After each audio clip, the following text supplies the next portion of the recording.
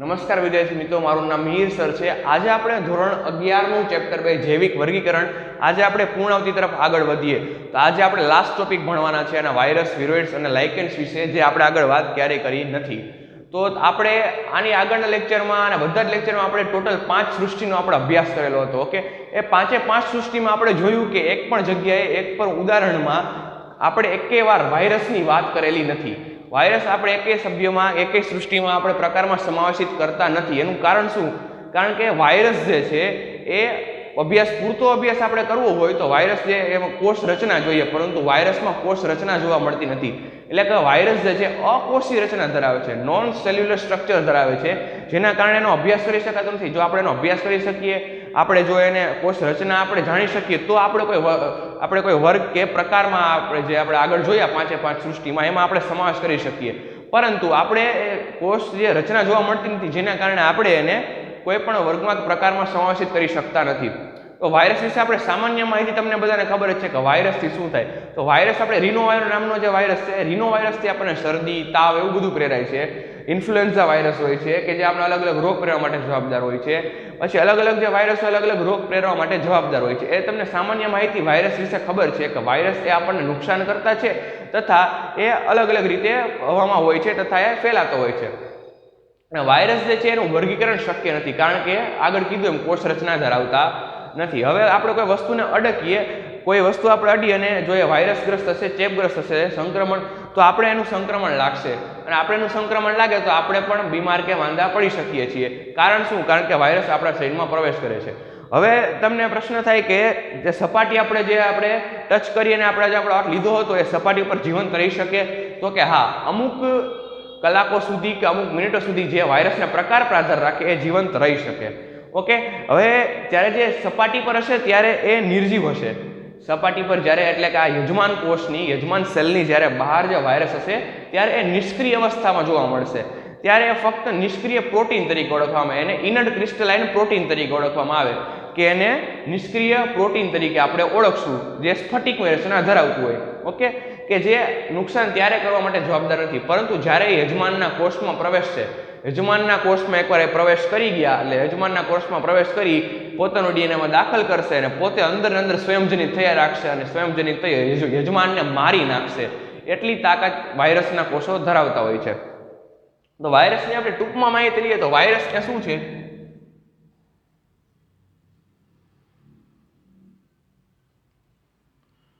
Virus એ અકોષીય રચના ધરાવે છે। Virus અકોષીય રચના ધરાવવાને કારણે વર્ગીકરણમાં એનો સમાવેશ થતો નથી।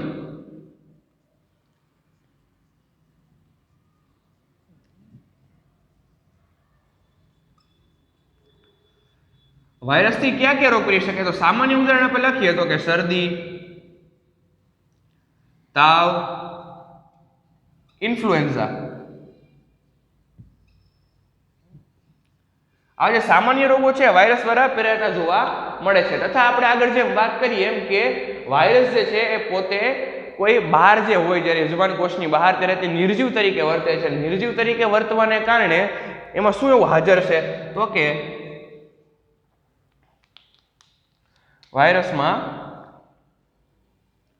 નિષ્ક્રિય સ્ફટિકમય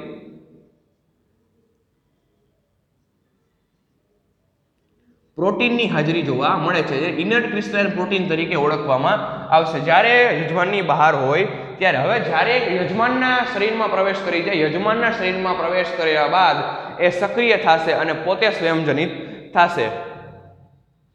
એટલે કે યજમાનના કોષમાં જ્યારે તે પ્રવેશ કરે છે ત્યારે એ સ્વયંજનન કરી શકશે અને પોતે ઘણા બધા વાયરસના અંદર ગુણાકાર, એનું ગુણિત થવા માંડશે, બહુગુણિત થશે। એટલા 2, 4, 6, 8 ખૂબ સ્પીડમાં આગળ ધીમે વધતા જશે, સ્વયંજનિત થઈ અને યજમાન કોષને મૃત્યુ તરફ પ્રેરે।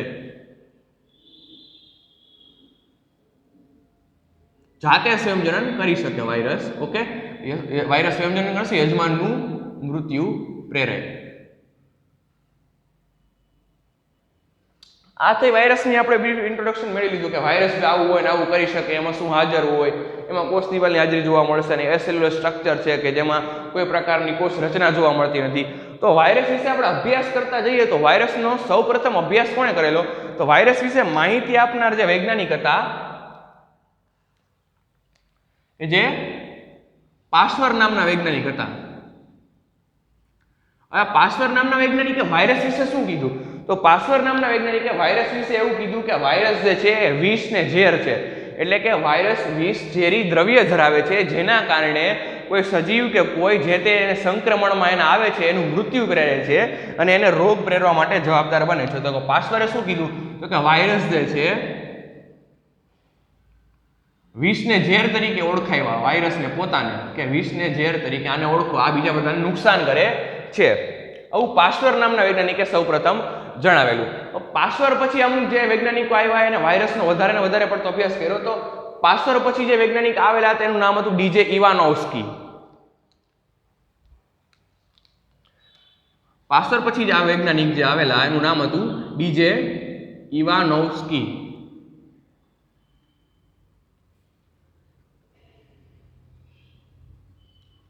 ડીજે ઇવાનોવ્સ્કી હતા જે એને વાયરસનો વધારે પડતો અભ્યાસ કર્યો. એને શું જાણવા મળ્યું? તો આ જે સાલ હતી 1892 ની સાલ હતી, ત્યારે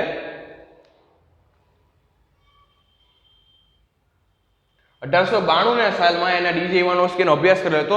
એને શું જાણવા મળ્યું? એને પ્રયોગ શેના પર કર્યો? એને તમાકુના છોડ પર એને અભ્યાસ કર્યો. તો તમાકુના છોડ પર અભ્યાસ કરતા તમાકુનો છોડ પર અભ્યાસ કર્યો તેને શું જોવા મળ્યું? તો તમાકુના છોડમાં એને તમાકુનો કિરમીર રોગ જોવા મળ્યો, એટલે કે ડિસીઝ જે હતો જે એ તમાકુનો કિરમીર રોગ એને એમાં જોવા મળ્યો.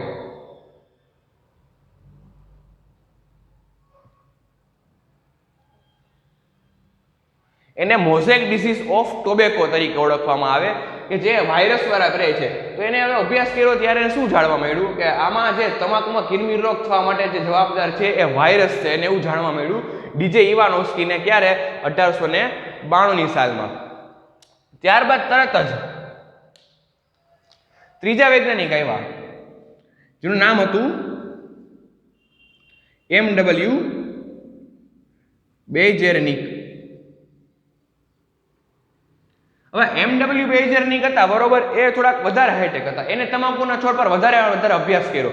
તો તમાકુના છોડ પર વધારે ને વધારે અભ્યાસ કરતા એને શું જાણવા મળ્યું? તો કે એને જાણવા મળ્યું કે જે રોગી છોડ હતો, એટલે કે જે વાયરસથી સંક્રમિત છોડ હતો, એ છોડ એ જે તંદુરસ્ત છોડ હતો એને પણ રોગી બનાવી શકે છે. એટલે કે એક બગડેલો હોય બીજાને પણ બગાડી શકે છે. એને શું જોવા મળ્યું કે રોગી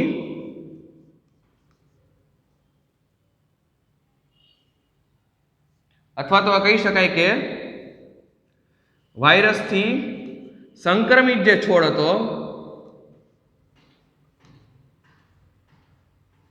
એ તંદુરસ્ત છોડને પણ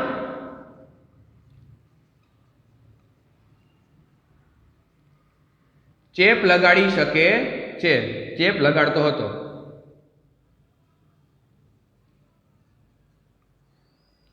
તો આના ઉપરથી શું સાબિત કર્યું MW બેઇજેરનિકે? આના ઉપરથી MW બેઇજેરનિકે એવું સાબિત કર્યું કે આમાં વાયરસમાં જે દ્રવ્ય આવેલું છે એ ચેપકારક દ્રવ્ય છે. તો એને એક નામ આપી દીધું. એને શું કીધું કે વાયરસમાં જે દ્રવ્ય આવેલું છે એને ચેપકારક જીવંત દ્રવ્ય તરીકે ઓળખો. એને શું નામ આપ્યું? વાયરસમાં જોવા મળતા દ્રવ્યને ચેપકારક જીવંત દ્રવ્ય તરીકે એને ઓળખ્યું કે આ ભાઈ ચેપકારક જીવન દ્રવ્ય તરીકે ઓળખો. અથવા આપણે ટેક્સ્ટ બુકમાં યાદ રાખીએ તો એને કોન્ટાજિયમ વાઇવમ ફ્લૂઇડ તરીકે ઓળખવામાં આવે કે જે વાયરસમાં અંદર આવેલું હોય અને તે રોગ પ્રેરણા માટે જવાબદાર હોય. એટલે કે એક બગડેલો હોય એ બીજાને પણ બગાડી શકે છે. એ નિયમ આધારે જોયું કે જે વાયરસ સંક્રમિત છોડ છે તંદુરસ્ત છોડને પણ એ સંક્રમણ પહોંચાડી શકે છે. અને એને બીજા પ્રયોગમાં જોયું કે એને બેક્ટેરિયા પ્રૂફ ફિલ્ટરમાંથી આ વાયરસને પસાર કર્યા. બેક્ટેરિયા પ્રૂફ ફિલ્ટરમાંથી વાયરસને પસાર કર્યા ને તો નિતારમાં એને પાછા બધા જ વાયરસ જોવા મળ્યા. એટલે એને શું સાબિત થયું? એટલે એને એનું ધ્યાનમાં આવ્યું કે જે વાયરસ છે બેક્ટેરિયા કરતાં ખૂબ જ સૂક્ષ્મ જોવા મળે છે, એટલે કે એના કરતાં પણ નાની રચના ધરાવે છે. તો જ્યારે એને બેક્ટેરિયા પ્રૂફ ફિલ્ટરમાંથી પસાર કર્યા,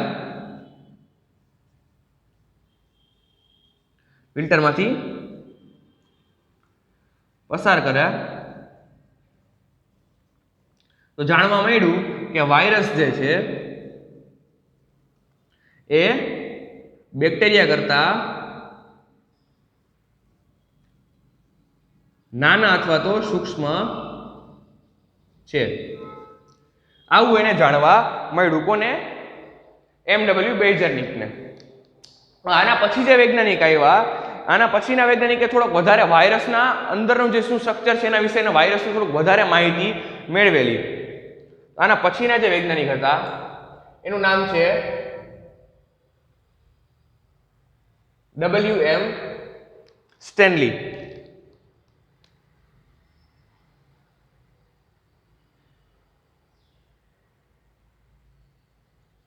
WM સ્ટેનલી નામના જે વૈજ્ઞાનિક છે, WM સ્ટેનલી નામના વૈજ્ઞાનિકે અભ્યાસ કરીને એવું જણાવ્યું કે જે વાયરસ છે એની અંદર જે પ્રોટીન આવેલું હશે એની અંદર એક સ્ફટિકમય પ્રોટીન આવેલું હશે જે નિષ્ક્રિય છે. ઓકે, કે જે યજમાન કોષની જ્યારે વાયરસ બહાર હશે, જ્યારે આપણા શરીરની, હું તમને ઉદાહરણ આપીને જણાવતો કે મનુષ્ય શરીરની જ્યારે બહાર વાયરસ હશે ત્યારે એ નિષ્ક્રિય પ્રોટીન તરીકે જોવા મળશે અને સ્ફટિકમય હશે. એટલે કે એનામાં નિષ્ક્રિય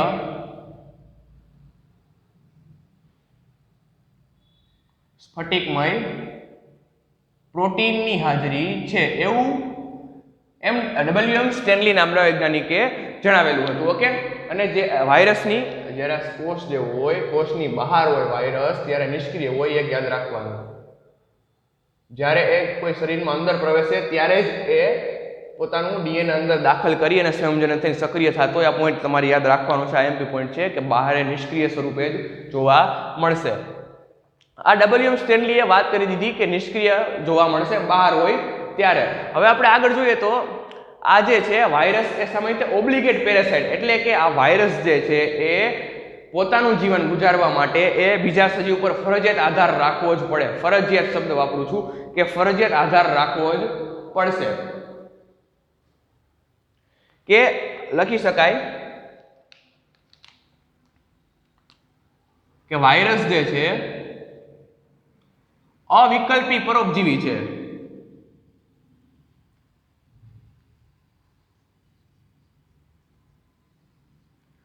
અવિકલ્પી પરોપજીવી એટલે કે એની પાસે કોઈ વિકલ્પ નથી ભાઈ જીવંત રહેવા માટે. એને જો જીવવું હશે, એને જો આગળ વધવું હોય તો એ બીજા શરીર પર આધાર રાખશે. આપણે કોરોનાનું ઉદાહરણ લઈએ તો કોરોના અહીંયા જો આ ટેબલ ઉપર પડેલો હોય, ટેબલ પર હોય તો ત્યારે કંઈ કાર્ય કરી શકશે નહીં, ડબલ નહીં થઈ શકે, એકમાંથી બે નહીં થાય. પરંતુ જેવું આપણા શરીરમાં પ્રવેશ કર્યો, આપણા શરીરમાંથી એ જેને પોતાના આવશ્યક ઘટકો ખેંચશે, આપણને નુકસાન કરશે અને વધારે થતો જશે. એ રીતે આપણે આગળ વિચારી શકીએ કે અવિકલ્પી પરોપજીવી છે વાયરસ. એ જો આગળ ડબલ થવું હોય, એને આગળ પોતાનું જીવન ચલાવવું હોય તો એ જે હશે કોઈક શરીરમાં એને દાખલ થવું પડશે, કોઈક યજમાનની એને જરૂર પડશે. ફરજિયાત અવિકલ્પી પરોપજીવી તરીકે વર્તશે, ઓબ્લિગેટ પેરાસાઇટ તરીકે વર્તશે. આ પોઈન્ટ એમસીક્યુ માટે મોસ્ટ એમ્પી પોઈન્ટ ગણી શકાય છે. હવે આપણે આગળની વાત કરીએ તો આગળ જે વાયરસ જે છે એની અંદર અમુક જે વાયરસ છે સ્ટ્રક્ચર પણ ધરાવતા હોય છે. એ સ્ટ્રક્ચરની આપણે વાત કરીએ. વાયરસના સ્ટ્રક્ચરની વાત કરવાની છે તો વાયરસના સ્ટ્રક્ચરની વાત કરીએ તો વાયરસ જે છે સામાન્ય રીતે બેક્ટેરિયોફાજ, આપણે ઉદાહરણ ટેક્સ્ટબુકમાં તમારે આપેલું છે એ ઉદાહરણના આપણે એના પર જઈએ. તેનું સ્ટ્રક્ચર શું તમને જોવા મળશે, એની આકૃતિ આપણે ડ્રો કરીએ તો કે સૌપ્રથમ પહેલા એક બેન્ઝીન રિંગ દોરી નાખો. ઓકે, ત્યારબાદ આવી એક ગ્રીવા દોરી નાખવાની, એક આવું આવરણ દોરવું પડશે. નીચે એ પ્લેટ પણ તેમાં હાજર જોવા મળશે. ત્યારબાદ એવા તંતુઓ એનામાં હાજર જોવા મળશે.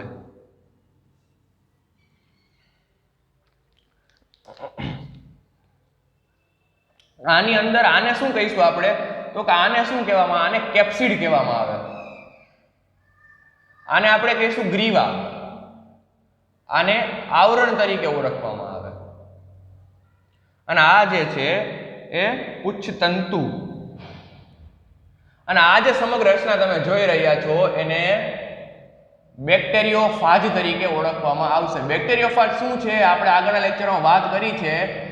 તો બેક્ટેરિયોફાજ વિશે તમને ટૂંકમાં કહું તો જે વાયરસ બેક્ટેરિયાને સંક્રમણ લગાડી શકે અને બેક્ટેરિયોફાજ તરીકે ઓળખવામાં આવશે. આજે કેપ્સિડની આપણે વાત કરીએ. હવે આપણે ડાયરેક્ટ આના સ્ટ્રક્ચર જોયા પછી આપણે ડાયરેક્ટ વાયરસના આપણે વાત કરીએ તો તમને આગળ કીધું કે વાયરસમાં પ્રોટીન જોવા મળશે કે જે ઇનર ક્રિસ્ટલ પ્રોટીન જે છે કે નિષ્ક્રિય પ્રોટીન એવું જોવા મળશે, પરંતુ ફક્ત પ્રોટીન જ નહીં, વાયરસમાં હજુ આરએનએ અને ડીએનએ પણ જોવા મળે છે. તો વાયરસમાં આનુવંશિક દ્રવ્ય તરીકે પ્રોટીન, આરએનએ તથા ડીએનએ ત્રણેયની હાજરી જોવા મળશે. હવે કઈ રીતે જોઈએ તો કે જે પ્રાણીઓને જે વનસ્પતિઓને ચેપ લગાડતા હોય ને જે વાયરસ, જે વાયરસ વનસ્પતિને ચેપ લગાડી શકે, આપણે તમાકુની આપણે વાત કરી તો વનસ્પતિને ચેપ લગાડી શકે ને એવા વાયરસમાં ફક્ત એકલ આરએનએ જોવા મળે, એટલે એક શૃંખલાવાળું આરએનએ જોવા મળશે કે એને શું ઓળખવામાં આવે, એને એસએસઆરએનએ કહેવાય, સિંગલ સ્ટ્રેન્ડ આરએનએ તરીકે ઓળખવામાં આવે. કે આરએનએ જે હોય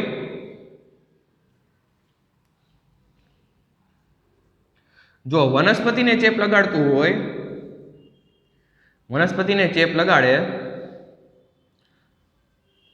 તો એમાં શું જોવા મળશે, તો એમાં એકલ શૃંખલામય આરએનએ જોવા મળે.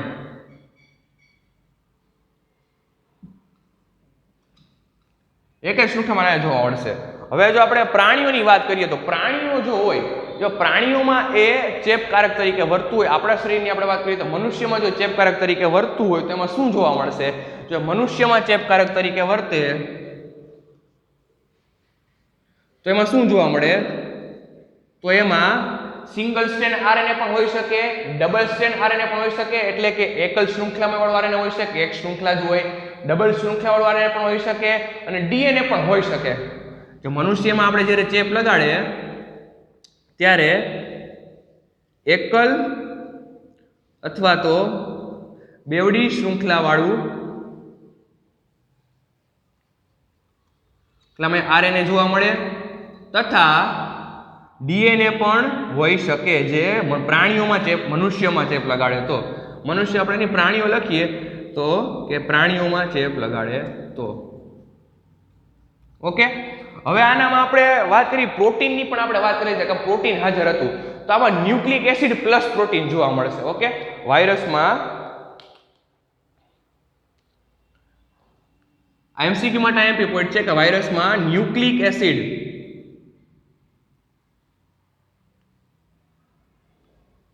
પ્લસ પ્રોટીન જોવા મળે તો એને શું કહેવામાં આવે, તો એને કહેવામાં આવશે ન્યુક્લિયોપ્રોટીન. ન્યુક્લિયોપ્રોટીન તરીકે ઓળખવામાં આવશે. ન્યુક્લિયોપ્રોટીનનો એક પોઈન્ટ મગજમાં ફિક્સ કરી લ્યો કે ન્યુક્લિયોપ્રોટીન જે છે એ ચેપકારક છે. આ પોઈન્ટ હંમેશા મગજમાં ફિક્સ કરી લેવો કે ન્યુક્લિયોપ્રોટીન જે છે એ ચેપકારક તરીકે જ વર્તે છે જે વાયરસમાં હાજર હોય. ઓકે, આ આપણે વાયરસની આપણે સામાન્ય જે તમને આગળ જે ટેક્સ્ટબુકમાં પેરેગ્રાફ આપેલો છે એના વિશે આપણે વાત કરી. સ્ટ્રક્ચર તમને પહેલા જ દોરીને રાખેલું છે, એમાં વાત કરેલી હતી કે જો વાયરસનું જે ન્યુક્લિયોપ્રોટીન હશે કે વાયરસનું જે આનુવંશિક દ્રવ્ય હશે એ આની અંદર અહીંયા આવેલું હશે. ઓકે, આની અંદર આ જે છે ન્યુક્લિક એસિડ એનું ન્યુક્લિયોપ્રોટીન આવેલું હશે. એના રક્ષણ માટે આજુબાજુ પ્રોટીનનું આવરણ એટલે કેપ્સિડ તરીકે ઓળખવામાં આવે. અને કેપ્સિડની અંદર પણ હજી પોલીહેડ્રલ ભૌમિતિક આકારના ચોકઠા ચોકઠા અથવા તો અલગ અલગ આકારના એવા ખંડ તમને જોવા મળશે. એ ખંડને કેપ્સોમિયર તરીકે ઓળખવામાં આવે. ઓકે, જે નાના નાના ખંડ જોવા મળે કેપ્સિડની અંદર એને કેપ્સોમિયર તરીકે ઓળખવામાં આવશે. આ જે છે એનું આવરણ હોય છે. આ જે પૂછતંતુ છે, આ પૂછતંતુ શેમાં મદદ કરે તો કે કોઈ બેક્ટેરિયાની સપાટી હોય, બેક્ટેરિયાની સપાટી પર ચોંટવામાં એને મદદ કરશે અને આ જે છે આ દબાશે અને આ જે ડીએનએ છે અહીંથી ઇન્જેક્ટ થઈ જશે બેક્ટેરિયાની અંદર. એટલે આને બેક્ટેરિયોફાજ તરીકે ઓળખવામાં આવે. એમાં તમને ટીએમવી ટોબેકો મોઝેક વાયરસની પણ તમને આકૃતિ એમાં આપેલી છે. ઓકે, એનો પણ તમે અભ્યાસ કરી શકો છો અને આ જે છે બેક્ટેરિયોફાજ વાયરસની સર્વસામાન્ય આકૃતિ આપણે જોઈ. ઓકે, અને વાયરસ વિશે આપણે માહિતી મેળવી. એમાં કોઈ વધારાનો પ્રશ્ન તમને હોય તો મને જણાવજો વાયરસમાં. ઓકે, આમાં બહુ વધારે ડીપમાં અત્યારે નથી જવાનું. આ જે પ્રશ્ન છે તમારે આરામથી 3 થી 4 માર્કમાં 100% આઈએમપી પૂછાઈ શકે એવો પ્રશ્ન છે. આ પ્રશ્ન એકવાર વાંચી લેવો. ઓકે, હવે આપણે વાયરસની આપણે આગળ વાત કરીએ. જે પ્રાણીઓ છે તો પ્રાણીઓમાં આપણા મનુષ્યની વાત કરીએ તો એડ્સ નામનો જે રોગ છે, એક્વાયર્ડ ઇમ્યુનો ડિફિશિયન્સી સિન્ડ્રોમ. આ જે એડ્સ છે એ પણ વાયરસ દ્વારા થાય છે. એ જે આપણા શરીરમાં અલગ અલગ નુકસાન કરતું એચઆઈવી પણ જે છે એ પણ વાયરસ દ્વારા થાય છે. અમુક ઘણા બધા રોગ છે વાયરસ દ્વારા થતા જોવા મળે આપણામાં. પરંતુ વનસ્પતિમાં પાંડુરંગ એટલે કે વનસ્પતિ પીળું પડવા માંડે, પર્ણવલન એટલે પર્ણ વળવા માંડે, પર્ણકુંત એટલે કે એના પર્ણ પડવા માંડે અચાનક જ એના પર્ણ જે હોય એ વનસ્પતિ સરખું ગ્રો કરી રહ્યું અને જો એને વાયરસનું સંક્રમણ લાગે તો આવું બધું થઈ શકે કે એના પર્ણ વળવા માંડે, એના પર્ણ નીચે પડવા માંડે, એનું જે હોય પર્ણ પીળું પડવા માંડે, આવા જે રોગ હોય પાંડુ વર્ણ એવા બધા એ વાયરસના સંક્રમણથી વનસ્પતિમાં પણ જોવા મળતા હોય. આ તમને વિવિધ લક્ષણો જણાવેલા છે જે તમારી ટેક્સ્ટ બુકમાં આપેલા છે. ઓકે, એ તમારે એકવાર વાંચી લેવાના છે. હવે આ જે છે સામાન્ય ઉદાહરણ થઈ ગયું. આપણે વાયરસ વિશે આપણે સંપૂર્ણ આજે અભ્યાસ કરી લીધો. હવે આપણે અભ્યાસ કરશું વિરોઇડ્સ વિશે. હવે આપણે વાત કરવાની છે વિરોઇડ્સ વિશે. તો વિરોઇડ્સ એ શું છે આપણે જોઈએ.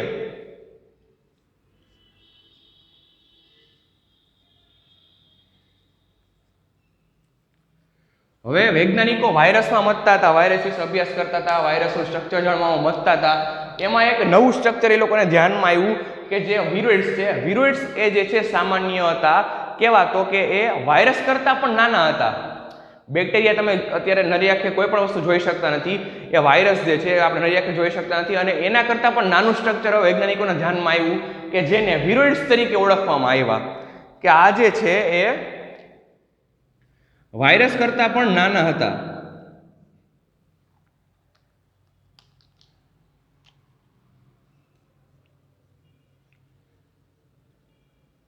વાયરસ કરતા પણ સૂક્ષ્મ રચના ધરાવતા હતા. અને આ જે છે વૈજ્ઞાનિકોને ક્યારે ધ્યાનમાં આવ્યું કે વાયરસ કરતા નાના સ્ટ્રક્ચર જોવા મળે છે, એ વિરોઇડ્સ તરીકે ઓળખા. આ સૌપ્રથમ ટી.ઓ. ડાયનર નામના વૈજ્ઞાનિકે અભ્યાસ કર્યો હતો. ટી.ઓ. ડાયનર નામના વૈજ્ઞાનિકે 1971માં આનો અભ્યાસ કરેલો હતો. ત્યારે એને શેમાં અભ્યાસ કર્યો હતો કે એને બટેટાનું જે ત્રાકમય જે રોગ હોય, ગ્રંથિલમય રોગ થાય બટાટામાં ત્રાકમય ગ્રંથિલ જે રોગ થાય, અભ્યાસ કર્યો અને જોવા મળ્યું કે આ જે રોગ છે વિરોઇડ્સ દ્વારા થાય છે. અને આ વિરોઇડ્સ જે છે વાયરસ કરતાં પણ નાનું સ્ટ્રક્ચર ધરાવે છે. તો કે શું હતું, એને જોવા મળ્યું કે વિરોઇડ્સ જે છે એ બટાટાના ત્રાકમય ગ્રંથિલ રોગ માટે જવાબદાર છે. ઓકે, અને આ જે વિરોઇડ્સ છે એ સામાન્ય રીતે એનું સ્ટ્રક્ચરમાં આપણે વાત કરીએ તો વિરોઇડ્સના સ્ટ્રક્ચરમાં એનું જે ન્યુક્લિક એસિડ હોય, એનું જે આનુવંશિક દ્રવ્ય હોય એ આરએનએ જોવા મળશે. ઓકે, એમાં પ્રોટીનની હાજરી નથી, એમાં આનુવંશિક દ્રવ્ય તરીકે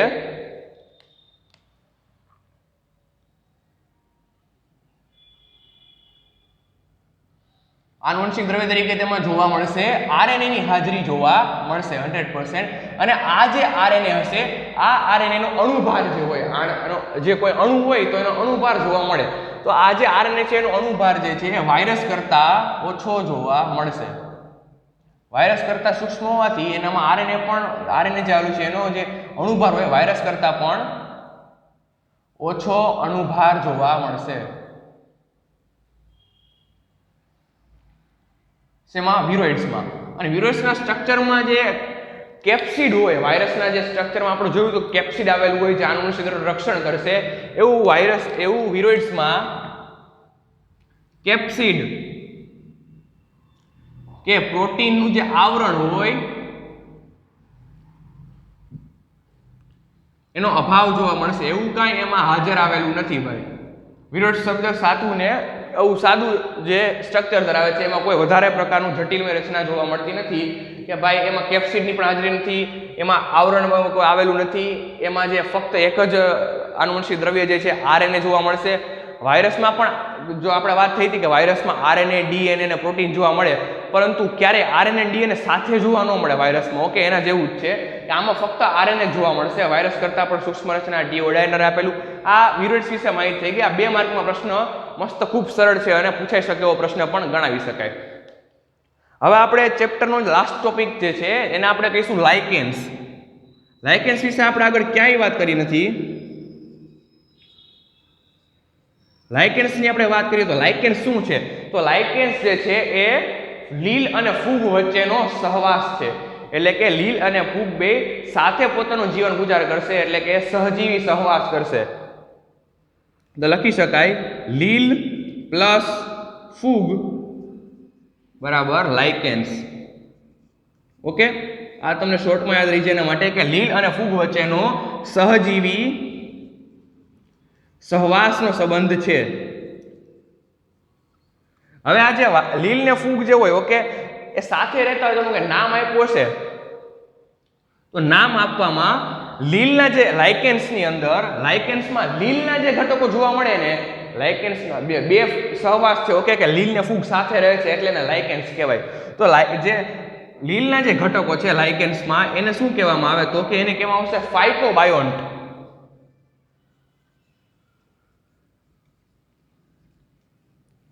લીલના ઘટકોને ફાઇકોબાયોન્ટ તરીકે ઓળખવામાં આવશે અને ફૂગના જે ઘટકો છે શેમાં લાઇકેન્સમાં એને માઇકોબાયોન્ટ તરીકે ઓળખવામાં આવશે.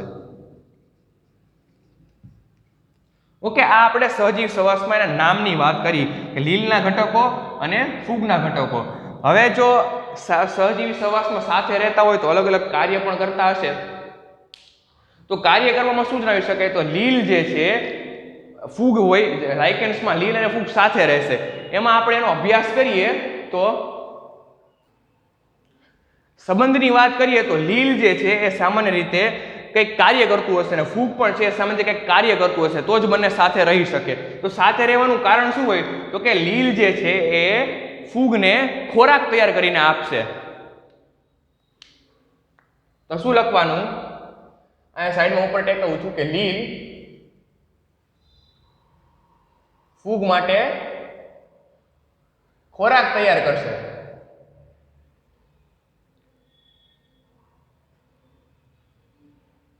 ઓકે કે લીલ જે છે એ ફૂગ માટે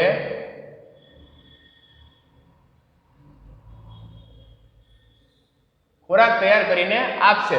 તો હવે લીલે ફૂગને ખોરાક તૈયાર કરીને આપી દો તો ફૂગને પણ લીલ માટે કંઈક કરવું પડશે ને. તો ફૂગ જે છે એ લીલ માટે આશ્રય પૂરું પાડે. ફૂગ એ લીલને આશ્રય પછી આવશે પોષક દ્રવ્યો પણ એને પૂરા પાડશે. કોણ તો કે ફૂગ લીલ માટે અને પાણી પણ પૂરું પાડશે. હવે આ બંને એકબીજા સાથે રહે કે શું થાય લીલ એ ફૂગ માટે ખોરાક તૈયાર કરશે અને જે ફૂગ છે એ લીલ માટે આશ્રય પોષક દ્રવ્ય અને પાણી પૂરું પાડશે. આવી રીતે બંને બે સાથે રહી અને પોતાનું જીવન આગળ ચલાવશે. લાઇકેન્સ જે છે ધીમે ધીમે આગળ વધશે. કઈ રીતે આ ટોપિક તમે સાઈડમાં ટેકવી દેજો ઓકે કે લીલ ખોરાક અને ફૂગ જે છે એ આશ્રય પોષક દ્રવ્ય અને પાણી પૂરું પાડશે. હવે આ જે લાઇકેન્સ છે એ સામાન્ય રીતે પ્રદૂષકોના સારા ઇન્ડિકેટર છે ઓકે પોલ્યુશન ઇન્ડિકેટર તરીકે ઓળખવામાં આવે. એટલે કે આપણે કોઈ વિસ્તારમાં જે પોલ્યુશન જોવા મળશે જે લાઇકેન્સની હાજરી જોવા મળશે નહીં. એટલે આને સ્વચ્છ અને જેવું ચોખ્ખું પાણી એમાં લાઇકેન્સ આધાર પામશે તો લાઇકેન્સ જે છે એને કઈ રીતે ઓળખવામાં આવે સારા પ્રદૂષક સૂચકો તરીકે એને ઓળખવામાં આવશે. ઓકે આ ચેપ્ટર આપણે અહીંયા પૂર્ણ કરીએ. આમાં કોઈને કઈ પ્રશ્ન હોય આ ટોપિકમાં કે આગળ કોઈ પણ ટોપિકમાં તો કમેન્ટમાં જણાવજો અથવા તો કોન્ટેક્ટ નંબર છે જ મારો તમારી પાસે એમાં નંબરમાં તમે કોલ કે મેસેજ કરી શકો છો. ઓકે કોઈ પણ પ્રશ્ન હોય તો જણાવજો. Thank you.